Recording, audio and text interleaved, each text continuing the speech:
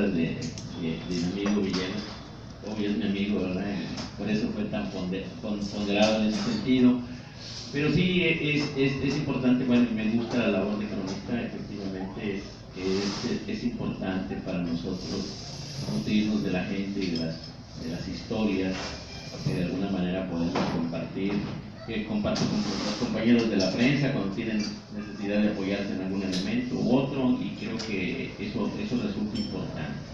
Pues bien, en alguna ocasión, tratando de ver esto de la expropiación petrolera, que resulta un tanto complejo, un tanto especial, pues es indudable que la figura de Lázaro Cárdenas es imponente, ¿verdad? Es una figura nacionalista, importante, que trasciende de muchas maneras, pero me surgió, como todos los demás, una pregunta, ¿sí? Porque la historia constantemente se venía repitiendo año con año, que ahora les digo, tristemente o históricamente, porque se dice que los historiadores no debemos de solamente hablar de hechos, sino de su evaluación, pues ahora ya es el día del petrolero. Ya no existe la famosa expropiación, entonces ya no se habla de la expropiación petrolera, hablamos del día del petrolero. Se ha convertido en ese elemento. Entonces, yo constantemente veía esta historia, que la abundaban los historiadores en una serie de detalles más precisos, todo ese enfrentamiento entre ese Lázaro Cárdenas, un personaje importante que de hecho parte de su vida política la desarrolla aquí en Tampico, en Pueblo Viejo concretamente, porque era comandante de la zona militar, ahí se encontraba. Ahí precisamente donde está actualmente el cuartel, había una pequeña casita de madera que era donde él hacía las operaciones. Era la época del auge petrolero, es 1927, y tenemos un Lázaro Cárdenas, un general con ambiciones, con cierto futuro político, dando un inicio, y le toca aquí por primera vez confrontar a los norteamericanos. ¿Cuál es su primera confrontación? Bueno, la primera confrontación que él tiene es relativa al uso de la brecha de la Huasteca. Antes no había carretera para ir hacia esas zonas, había que hacerlo de alguna manera por esa brecha que ellos habían construido, pero lo consideraban un camino totalmente particular. Lo cerraban, y entonces evidentemente Lázaro Cárdenas interviene obligando a que se abriera como una vía pública, toda vez de que así se consideraba para los efectos de ley, y él los obliga a hacerlo. La consecuencia pues fue muy inmediata, ¿sí? El regalo de un porcito té por el año en que se encontraban, muy puesto a la mano en sus oficinas, a lo cual él se negó a recibir. Desde esa época nos muestra cómo las grandes decisiones, y más ante los extranjeros, pues es el hacerlo sin corrupción. Ellos empiezan a tener una serie de fricciones porque no está el comandante pues teniendo favoritismo hacia los norteamericanos, lo cual resultaba bastante raro porque la mayoría de los comandantes habían sido muy complacientes, muy blandos. Él se integró mucho a la población de Pueblo Viejo, si bien es cierto que Tampico él tuvo esa importancia, es en Pueblo Viejo donde él tiene una gran trascendencia, porque una de las decisiones que toma es la de cambiarle el nombre a esa población. Ustedes saben, se llama Cuauhtémoc. Y ahora entienden por qué se llama Cuauhtémoc, ¿verdad? Es el nombre que nada más le gustaba tanto que se lo puso a su hijo, y toma la decisión. A él se le hacía, porque no comprendía el aspecto histórico, pues que un lugar se llamara Pueblo Viejo, ¿sí? Como que le sonaba despectivo a algo, sin agregarle la palabra Tampico, o Pueblo Viejo de Tampico. Y entonces en 1927 él hace ese cambio. Los militares se molestan con él, le dicen, los norteamericanos llegan a llevarle una moneda de oro y burlarse de él, arrojándosela, diciendo que eso es lo que vale un general mexicano, y desde ahí le prendió un orgullo hacia estos norteamericanos de manera importante. Hay por ahí un librito muy interesante donde se mencionan todas las anécdotas de él en este lugar. Y también él se tiene que ir de aquí porque le proponen ser gobernador del estado de Michoacán. Llega un grupo de amigos, se entrevistan con él en el Pueblo Viejo y lo invitan a comer a un lugar llamado El Yaqui, en el Canal del Indio, en la zona que une a la parte del Tamesí con Champayán, ahí hacia lo que es Altamira. Y hay una fotografía histórica donde él está sentado ahí al lado de un árbol. Y fíjense, para que podamos ver algo del modo de ser de él, los amigos le proponen ya en público y en un discurso que a ellos vienen a proponerle para hacer un gobierno de amigos en Michoacán. Todos aplauden, están muy felices, pero él ve un doble sentido en eso y se levanta y les dice: bueno, sí, un gobierno de amigos, pero no para los amigos, ¿eh?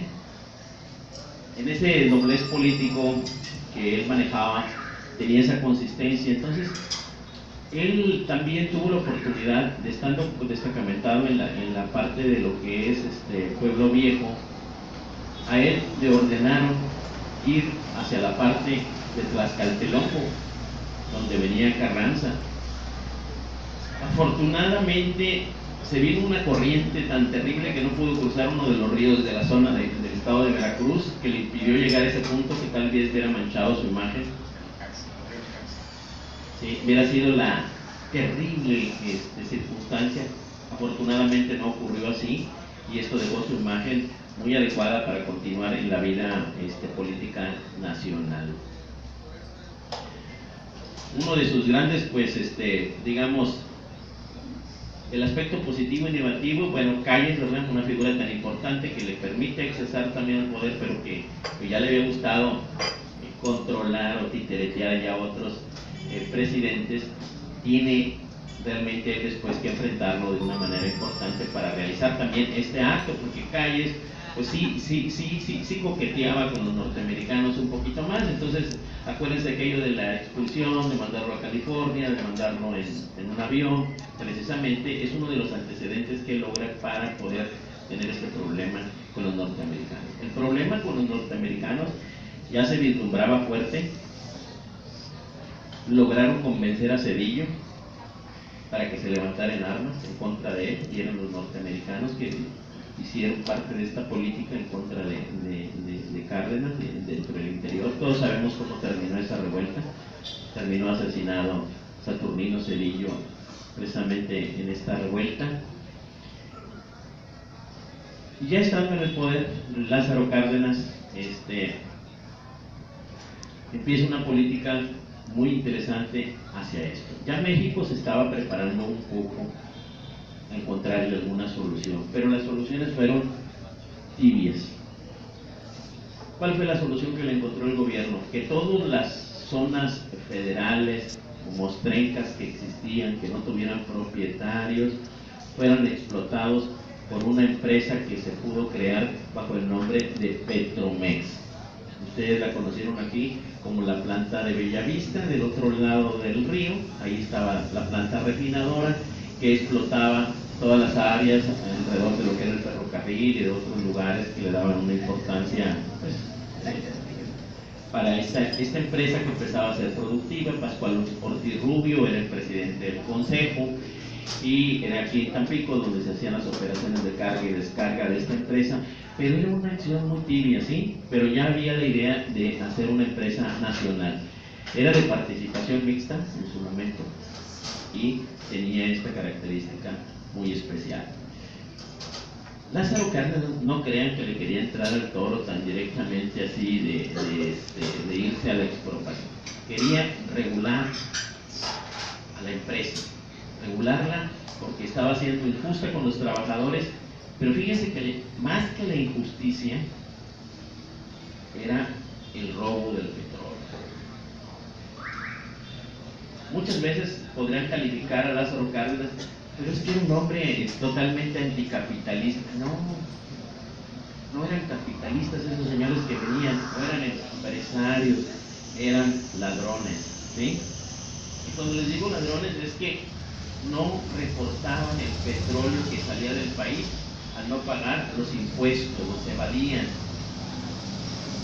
Hay un libro que habla de Doheny y habla de cómo en los Estados Unidos, en los libros de contabilidad que tenían, la empresa de ellos estaba registrada en California junto con Canfield, tenían registrados todo el petróleo que salía ilegalmente de México sin pagar los impuestos correspondientes.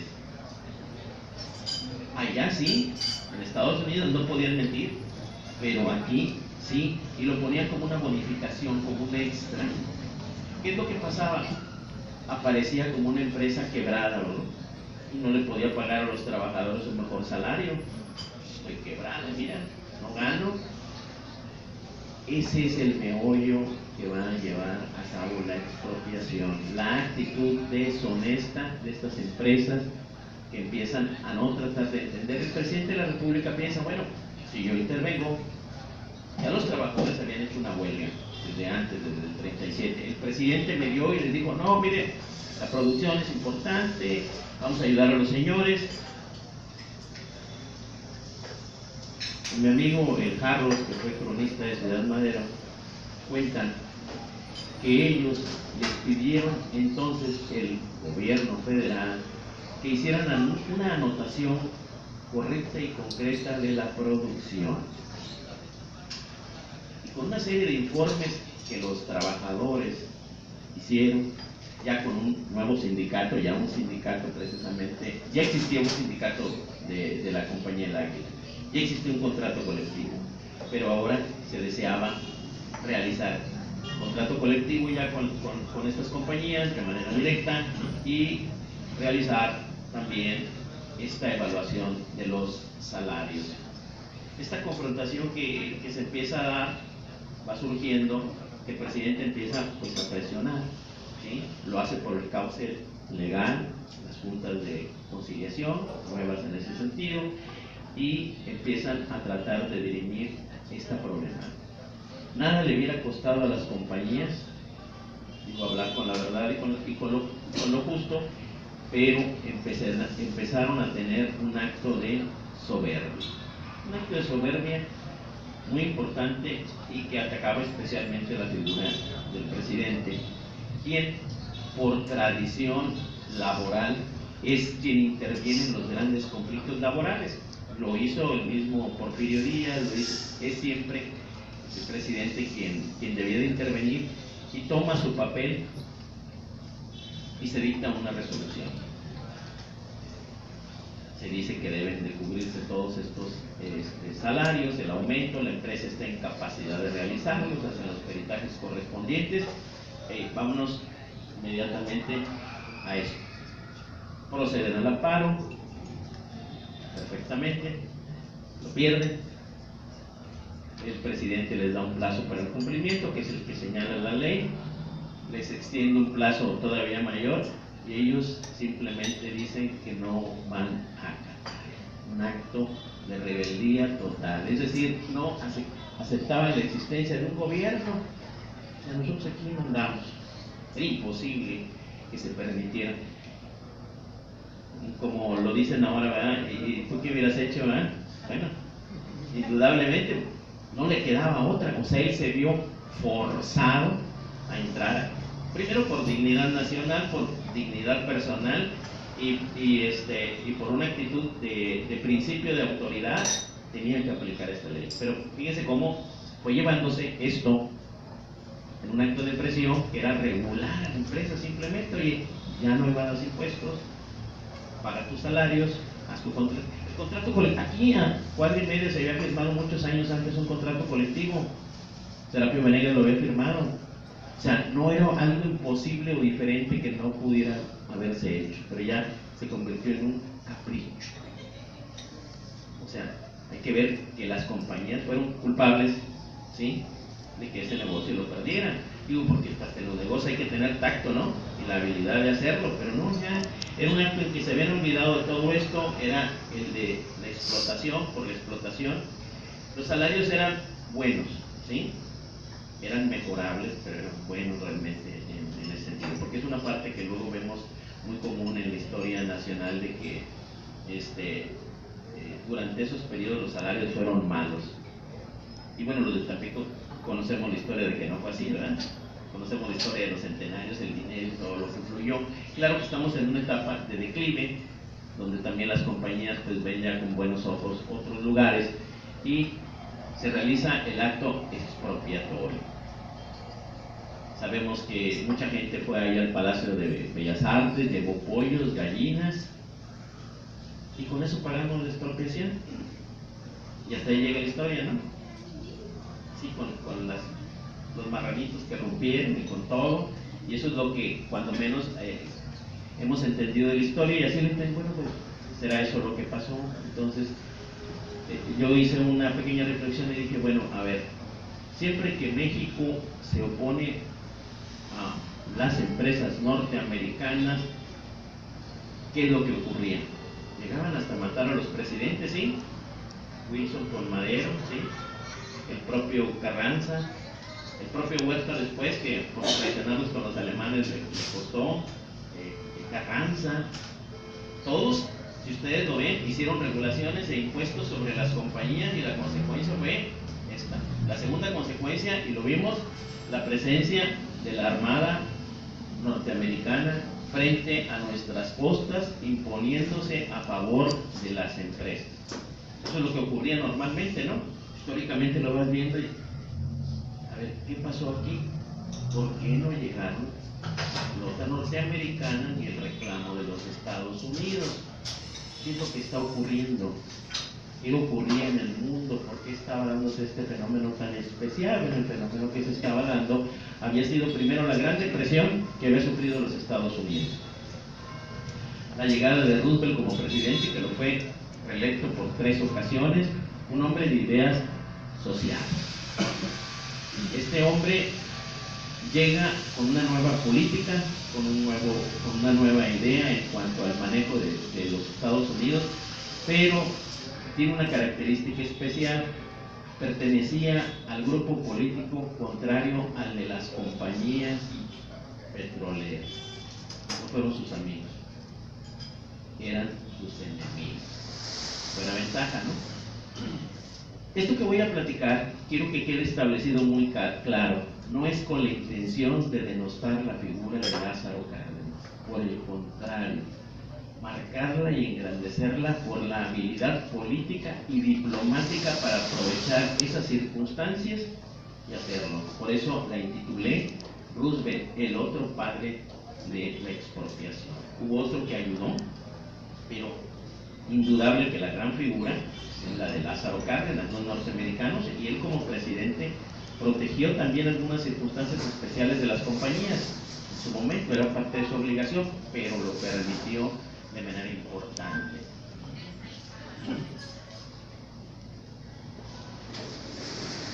¿Qué es lo que pasó? ¿Qué es lo que ocurrió? Miren, toda esta historia me lleva a mí a un libro. A mí me gusta ir a coleccionar libros antiguos al callejón, allá abajo, en el mercado. Y entonces en ese recorrer el mercado, en una ocasión el vendedor me muestra un libro. Yo tengo la costumbre de ni siquiera ver el título. Era un libro recomendado porque esos señores, los que más leen son los que venden libros viejos, que lo saben casi completo, o a veces te dicen, no te lo vendo porque no he acabado de leerlo. Y me muestra un libro muy interesante. Dice, mira, aquí hay un libro sobre el petróleo, y lo abro y encuentro que hay un informe, y en ese informe empiezan a hablar detalladamente de todos los latrocinios particulares y quejas de mexicanos de las compañías extranjeras en el robo de las tierras, en no pagar lo que son básicamente las aportaciones que debían de hacer algunas personas, la desaparición de estas. Les estoy hablando de un informe de más de 30 hojas, el más detallado que yo había visto. Yo nunca he visto que alguien haga un informe tan detallado y tan preciso. tan valiente y tan osado del manejo de las compañías petroleras. Y dices, estas compañías han realizado los siguientes crímenes, lo dice, lo desarrollan de una manera importante. Y bueno, ya, me mató la curiosidad y me fui al final. Bueno, ¿quién escribe este informe? Dice, informe que rinde el embajador de los Estados Unidos en México al presidente Roosevelt. ¿Qué es lo que pasó? Roosevelt le pide a su embajador que le investigue veraz y ciertamente si las compañías están en una situación ilegal o no. Y ese informe es la base. Pero no van a creer quién es ese hombre que hace ese informe. Resulta que el que escribe ese libro y que llegó a México como embajador se apellidaba Daniels. El libro se llama Un embajador en mangas del chaleco. Él no era profesional en esto, llegó a México, pero ustedes dirán, bueno, pues tenía simpatía hacia México, ¿por qué así se debería esta circunstancia en su manejo? Y él resulta que era el secretario de Marina cuando la invasión de Veracruz. Dice que cuando bajó en Veracruz dijo, aquí me van a matar, ¿no? Pues no lo mataron. Ocurrió un fenómeno muy interesante, miren. Él, es su explicación así muy plana, de que ellos, el gobierno de los Estados Unidos, esa invasión la hizo con el propósito de destruir el gobierno de don Victoriano Huerta. Solamente llegar hasta lo que era la aduana, presionar a Huerta, con ese motivo, Huerta, los que defendieron Veracruz, o los que debían defender Veracruz, eran huertistas, estaban ahí, y ellos hacen ese ataque directo con esa intención. Se manejaba toda la flota, todo lo que nos cuenta aquí el amigo Saúl, él fue el que planeó, diseñó toda la estrategia relativa a la invasión de Veracruz, pero ellos estaban muy molestos porque Huerta los había traicionado. Si recuerdan primero que Wilson hace una política para destituir a Madero, el plan de la embajada, ¿verdad? Pero ellos lo que querían era que el sobrino de don Porfirio fuera el candidato, no Huerta, ¿sí? Y les brincó, y después que les brincó, se alió con los alemanes. Entonces, ellos querían destituirlo, era su intención. Carranza inteligentemente se retira, deja ese movimiento. Les estoy explicando lo que Daniel indica, ¿verdad? Históricamente, su visión de esto. Pero también dice que había generales norteamericanos que tenían la intención de que se invadiera todo el país, que se invadieran tanto Tampico como Veracruz y se fueran hasta el interior de México. Este era el general Garrison. Esto les va a parecer curioso e interesante. ¿Se han oído ese general Garrison? Muchachitas, ¿no? Bueno, resulta que tal Garrison se volvió un personaje famoso en México por una parodia que se hacía en las cartas y que posteriormente los polivoces la tomaron para el personaje de Francisco Villa. Francisco, sí, el general Mafafa y Garrison, pues le ponen el nombre del general. Todo esto ocurre porque muy al inicio del gobierno de Wilson primero, hubo una gran simpatía entre lo que es Villa y los norteamericanos, porque siempre hemos pensado que es el gran rival de los Estados Unidos, pero tampoco esto comenzó de esta manera. Por eso esa sátira habla de que él tiene que comunicarlo todo al Pentágono, ¿no? Todo para hacer una referencia de esa relación que tenía de alguna manera Villa. Claro que todo esto cambió por un telegrama. Sí, el telegrama hizo cambiar todo. Ese telegrama fue el que derrotó originalmente y al final vino a acabar al propio general Villa, el Zimmerman, ¿sí? ese famoso telegrama en el cual los alemanes le ofrecen a Carranza la devolución del territorio nacional que se le había sido perdido en la guerra del 47, con la condición de poner en Tampico una base de submarinos. Yo creo que el mismo Carranza dio chance de que se enteraran de qué se trataba. Como las muchachas, sí, le enseñó al pretendiente la carta del otro novio para enamorarlo, y es el gobierno de los Estados Unidos que se lanza entonces sí a favor de Carranza y deja colgado del tendedero a Villa. Bueno, producto de esto, ya no se le venden armas, está el ataque de Columbus, ¿sí? Hay otra, y ya hay un Villa con una situación diferente en cuanto a la política con los Estados Unidos, que será fuertemente. Pues bien, volviendo, este general Garrison pues tenía esa intención de hacerlo, él lo maneja, dice que lograron hacer un consejo de todo esto. A Wilson se le dieron muchas razones, sí, fue el pretexto de la bandera que en Tampico, ¿verdad? Fueron aquí tomados el canal de la cortadura, los honores a la bandera que no se realizaron, pero de ahí viene una expresión muy mexicana, sí, le valió Wilson, sí, todo lo que le decían, de alguna manera, lo fue. Él en ese libro justifica su actuación, que me parece cuando menos congruente con lo que después él llega a realizar. El presidente de los Estados Unidos ve, aunque no participa directamente, pues lo que es la aparición ya de la Segunda Guerra Mundial. Ya ve a Hitler con un gran poder, con un gran movimiento, y lo ve como un verdadero peligro. Pero no crean que el peligro le nació así de una idea muy peregrina. Las compañías, ¿cuál fue la consecuencia de las compañías? Un embargo. Pero el embargo no era del gobierno de los Estados Unidos, era un embargo de las compañías petroleras. No te vamos a vender ni a comprar nada, hazle como puedas. Se llevaron la fórmula de la gasolina para que no detone, que la gasolina tiene un elemento químico que impide que pueda detonar, cosa que no saben los que se roban las gasolinas, y ya saben las consecuencias de lo que pasa. Y en México reinventaron nuestros químicos esa fórmula de la gasolina. Otra de las cosas que hizo entonces Lázaro Cárdenas, pues obvio, volteó hacia los italianos y hacia los alemanes. ¿Y a vender petróleo? Obviamente que Roosevelt está viendo, bueno, oye, no voy a tener a mi vecino de allá atrás bien cuate de los alemanes y de los italianos, ¿verdad? Habían llegado a buenos arreglos. De hecho, como México se quedó sin flota, se mandaron a hacer 2 embarcaciones. ¿Cómo se llamaban las 3 embarcaciones? ¿Cómo se llamaban, Saúl? Pánuco, Costa Rica.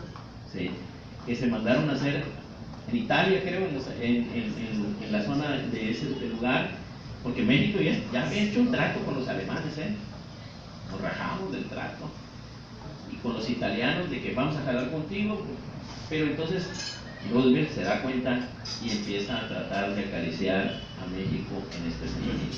Cuando se hace el decreto expropiatorio, se dice, ustedes saben, Heriberto Jara es uno de los ideólogos que le da una vista, pero es el gobierno de Estados Unidos indudablemente que le da el visto bueno. ¿Qué es lo que exige el gobierno de los Estados Unidos? Lo que declaró inmediatamente el presidente de Estados Unidos hecho la expropiación. Primero, que se trata de una expropiación. Segundo, que tendrá el pago de los bienes, ¿sí? Y que serán a valor comercial. Los pagamos como nuevos, aunque muchos eran muy viejos, pero era la condición que se exigía. ¿Por qué? Por igualar la ley. La ley en los Estados Unidos permite la expropiación. ¿Se oyeron a Trump queriendo hacer una expropiación para el muro? Bueno, las leyes de Estados Unidos. Entonces hay una analogía de leyes y era una facultad que no podía negársele al gobierno de México. Y esa es la postura del gobierno de los Estados Unidos, que es un acto expropiatorio, que es legal, y así justifica su entrada a un acto bélico ni de apoyar a las compañías. ¿Te van a pagar? De todo esto que se da entre ellos, es la figura de Daniels quien está encauzando esa información. Ya vimos desde el informe de lo que estaba haciendo, se le indicó cómo iba a ser el proyecto de expropiatorio. No puede convencer todavía a los norteamericanos de que levanten el embargo, y entonces empiezan una política de periódicos. En los Estados Unidos, el New York Times y otros periódicos, a petición del presidente de los Estados Unidos, abre un espacio para la justificación. Aparecen artículos, declaraciones de Lázaro Cárdenas, dándole una figura amigable hacia los Estados Unidos. ¿Qué es lo que viene a ayudar a toda esta política? Bueno, indudablemente que el apoyo de esta política viene con el surgimiento de la guerra. La guerra nos salvó también de una manera importante. Fue favorable para nosotros. Los norteamericanos que no querían realizar ninguna operación con México, el presidente de Estados Unidos, Roosevelt, se acerca con ellos y les dice que hay que comprar petróleo a México, que ya no se lo va a vender a Alemania ni Italia. Él ya llegó a un acuerdo con el gobierno para que se haga. Y ellos alegaron, como todos en los Estados Unidos, la libre empresa, yo puedo hacer lo que quiero, pero les aclaró algo. Señores, hay un estado de guerra. Si ustedes no le entran, serían traidores a la patria. Y ya saben lo que le pasa a un traidor a la patria. Pues no les quedó de otra que empezar a ver esto.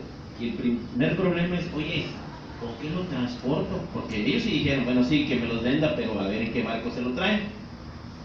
Y bueno, fue ahí donde, de alguna manera, todas esas embarcaciones italianas que estaban en Tampico, que estaban en Veracruz, fueron incautadas con ese propósito, y fue con lo que empezamos a vender nosotros petróleo hacia los Estados Unidos, que si bien no había en ese momento una declaración de guerra o formal, ustedes saben que todo el petróleo que iba para allá, pues terminaba en Europa.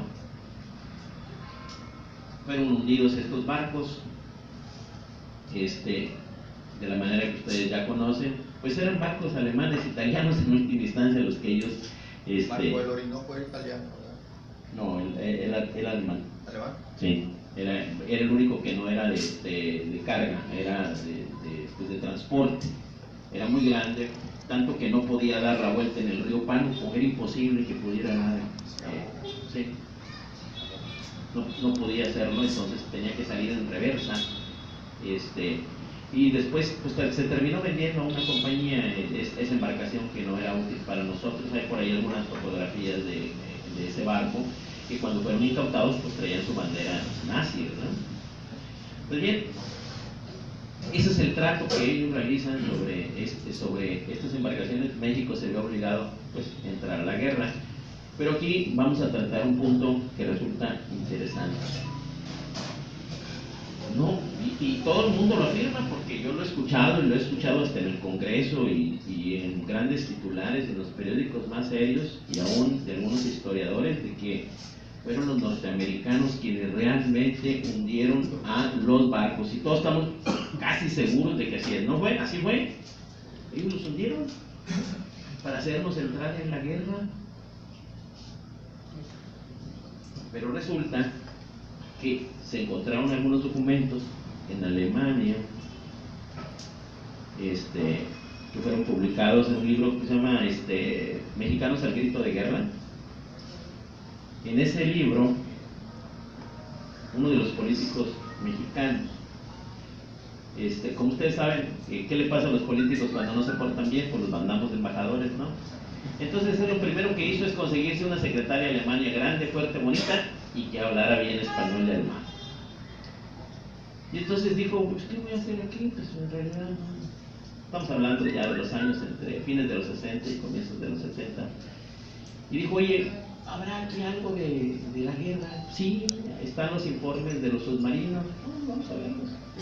Él se encontró los informes de los submarinos, que no dice que son barcos mexicanos, pero establece el día, la coordenada geográfica, y dice que observamos un barco en la noche en el centro con 3 colores, verde, blanco y rojo, el cual disparamos, hicimos el cañoneo, subimos, hicimos el reconocimiento de cada uno de los barcos. Él encontró e hizo entrevistas a algunos oficiales que quedaban de estas embarcaciones, que cuando menos documentalmente prueban que en Alemania había un registro de que ellos lo habían hundido.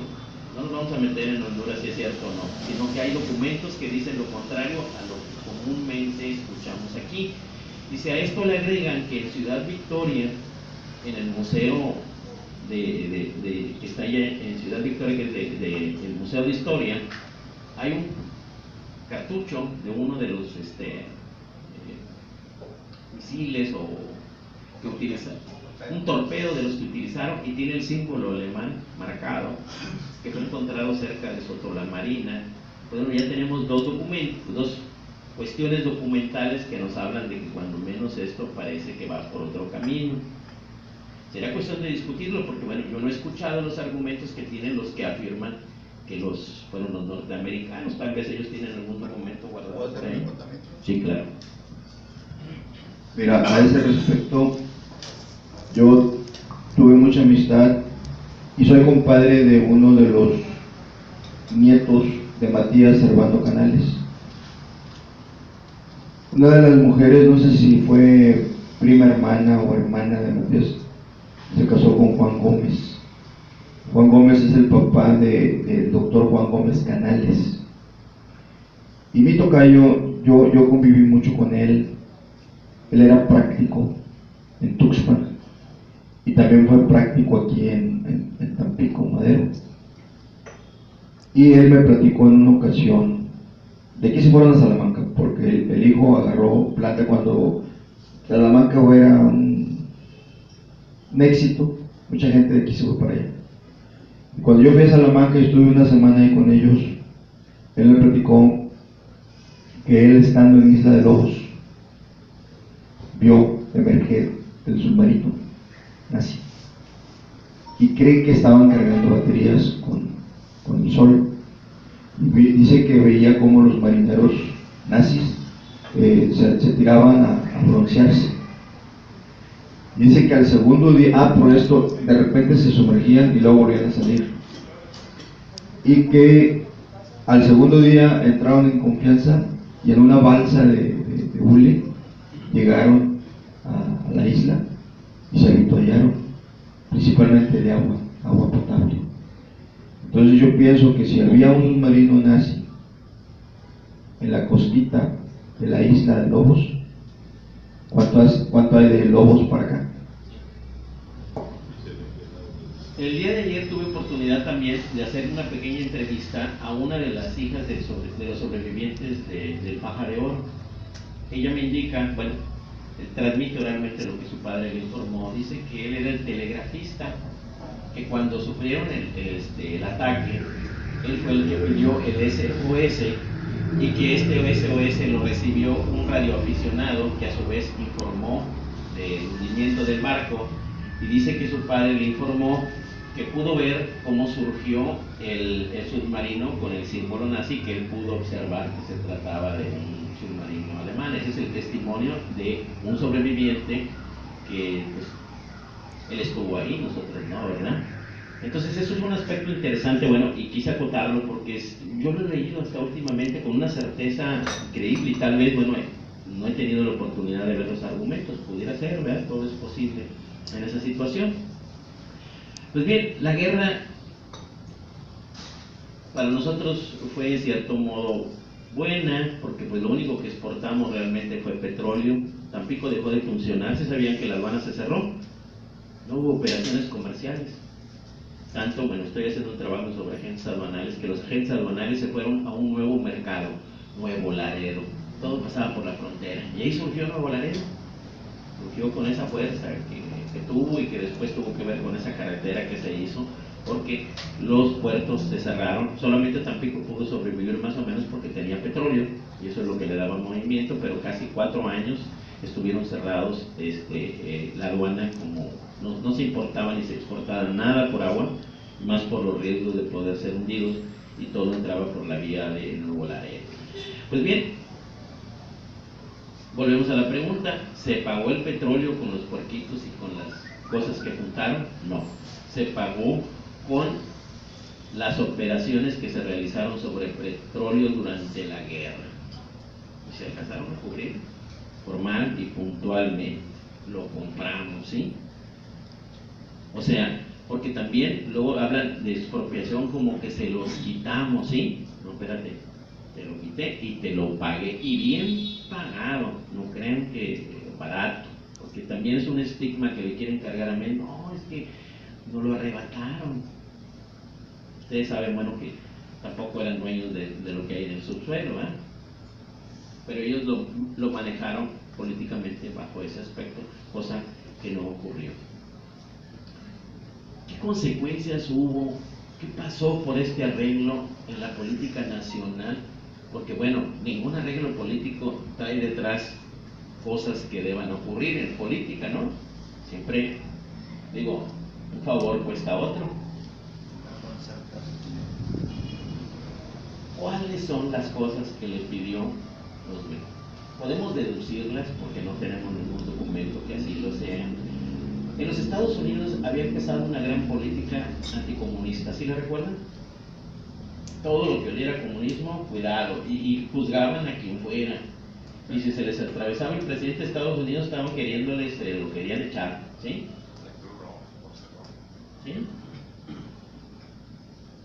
La primera cosa que vemos es que en México, por petición del presidente de la República, desaparece el Partido Comunista. Esta es una acotación mía. El presidente de Estados Unidos no podía negociar con un gobierno que pudiera ser comunista, ¿verdad? Con un gobierno socialista, ¿no? Pero con un comunista, ¿no?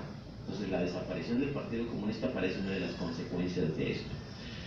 Segundo, un candidato para presidente de la República que tampoco fuera comunista.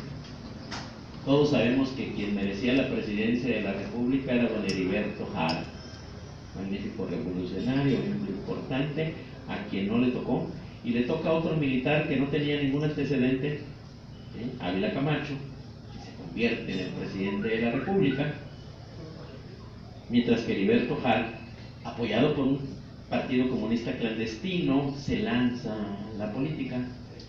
Entonces vemos que otra de las consecuencias que tuvo que ver es se influyó en la decisión de la selección del candidato para presidente de la República. Sí, porque el giro fue bastante fuerte, ¿sí? Entonces parece haber influido de esa manera toda esta política de los Estados Unidos hacia el gobierno de México de una manera pues bastante importante, en un cambio, en una transformación. Eso hizo que México, bueno, pues cambiara radicalmente en muchos de estos aspectos y de la política, que giró hacia otros puntos, porque había el temor, bueno, de ya ganada la guerra, del poder que tomó Rusia, de poder manejarse de manera importante en toda esta política. Pues bien, fueron muchas las consecuencias políticas. Se realizó el pago. Otra condición era realizarlo más inmediatamente. El pago se pudo hacer gracias, ya les digo, a la guerra, a este concepto de Roosevelt. Esto no significa que Roosevelt estaba así suavecito con el gobierno. No, era un gobierno a favor de los intereses norteamericanos, pero no a favor de los intereses de la empresa, refiriéndose concretamente a las petroleras en este manejo. Roosevelt, ustedes saben, bueno, llegó a ser un gran presidente, 3 veces reelecto, toma durante la guerra todo este aspecto trascendental, logra sacar a Estados Unidos de una crisis terrible como fue la del 29 allá en los Estados Unidos. Lázaro Cárdenas se convierte en el gran patrocinador de todo esto. La industria petrolera pasa a manos de la nación y el sindicato toma mucha fuerza. ¿Qué es lo que pasó entonces? ¿Qué ha ocurrido? ¿Qué situación habrá? Yo les voy a dar una opinión muy personal. Los sindicatos son la cuestión más maravillosa que puede ser para la defensa de los trabajadores, pero si se convierte en una circunstancia de poder y no hay un Estado que lo regule, puede ser peligroso. Ustedes saben que la conformación de poder trae acompañado dinero, ¿sí? Y donde hay dinero, hay un problema. Uno de los problemas en México es que se le ha permitido al patrón estar encima y apretar al trabajador hasta donde se puede, pero tampoco se debe permitir que el trabajador sea quien imponga la totalidad de las cosas sobre la empresa. Y bien, cuando se tiene un hijo, se le consiente mucho, ¿verdad? Y bueno, era el sindicato era el hijo del gobierno en ese momento, le dio una gran apertura en su momento, realizó grandes cosas. Hay gente muy valiosa como trabajadores que han hecho y han transformado la industria. Hubo un costo, ¿sí? Eso ha generado una situación ahora en la que vemos, bueno, qué tan prudente es, que no. Estamos en otra época, no sabemos si la decisión es correcta. Ya vimos que pues vender por buenos salarios nuestros recursos resulta peligroso, y especialmente por una razón: si nos acabamos los recursos petroleros, luego nos van a venir a vender otros recursos que no tenemos, ¿sí o no? Porque cuando se acabe el petróleo de algo vamos a tener que mover todo, ¿no? Va a cambiar. Tenemos que prepararnos para que esos recursos sean viables, sean aceptables. Hemos llegado al punto extremo, ahora los trabajadores son los malos. Y yo les puedo decir que me he encontrado lugares donde veo gente trabajando 12 horas diarias. ¿Sí? Hemos llegado al otro extremo. Es que nos vamos de extremo a extremo. Y es eso lo que hace el gobierno, un equilibrio exacto entre los dos factores, tanto el de la producción como el de los trabajadores. Te lo digo porque sí, ahora vemos que no se les permite muy libremente asociarse, se ve mal, ¿sí? Es la contramedalla que ha surgido de alguna manera, pero se trata de explicar como un fenómeno que ocurre, ¿sí? Que se está dando en ese sentido. Ya ustedes, tampoco el día 1 de mayo no se festeja así de esa misma manera, ¿sí? Hay un cambio en cuanto al concepto, pero pareciera ser esa corriente que nos lleva de repente a un lado, como que no encontramos ese punto medio que lo da el Estado. El Estado es el que le debe pegar a los dos para que funcionen perfectamente sin acabarse los medios de producción u otro, y también pues respetar a los trabajadores de alguna manera importante, y ver un futuro, ¿verdad? Porque el gobierno debe prever ese futuro. Entonces aquí tenemos dos figuras que fueron muy importantes. Roosevelt, que de alguna manera permite que se dé esta política nacional en ese momento histórico, un momento de la guerra, que fue muy importante para México, y la de Lázaro Cárdenas, que tuvo la habilidad política de manejar esta política que se llamó de buena vecindad. Esa era la política que aplicó Roosevelt. ¿Saben por qué Roosevelt hizo esta política? Dijo: oye, ¿cómo quiero yo irme a la guerra si no tengo buenos vecinos? Tengo que jalar con ellos. Es una política de acercamiento. La figura de Daniels, un político importante, interesante, y bueno, ya les digo, bueno, el que bombardeó Veracruz, ¿verdad? No lo creeríamos. Quien hace esa política de buena vecindad hacia México de manera importante. Cuidar también que si llegan empresas extranjeras, pues no lleguen con ese aspecto delincuencial casi, ¿sí? De saquearnos, de robarnos. Creo que una empresa pues debe funcionar bajo el orden y mandato de la ley. Cuando se pierde ese concepto, lo es. Y todas estas reflexiones lo vemos porque ya es un hecho, o sea, legal y formalmente así es, y debemos de pensar y ver hacia la parte de atrás de la historia, bueno, qué errores hubo y qué, para no volvernos a cometer. Estamos a punto de entrar a esto, ¿verdad? Y parece como que estuviéramos en un parteaguas de que no sabemos cómo va a ocurrir o cómo va a definirse esta otra política. Ustedes saben que también dentro del mundo de petróleos mexicanos, una de las cosas que provocó grandes de sus problemas fue los famosos contratos, las famosas concesiones, porque si bien es cierto, siempre funcionó de alguna manera. ¿Se acuerdan de Halliburton y de otras? Pues sí, eso de que Totalmente nosotros manejábamos lo del petróleo, es medio mítico también. Cómo estas empresas habían funcionado o funcionaron, y muchas empresas fueron concesionadas a mexicanos, que lo primero que hicieron fue ofrecérselas a los norteamericanos.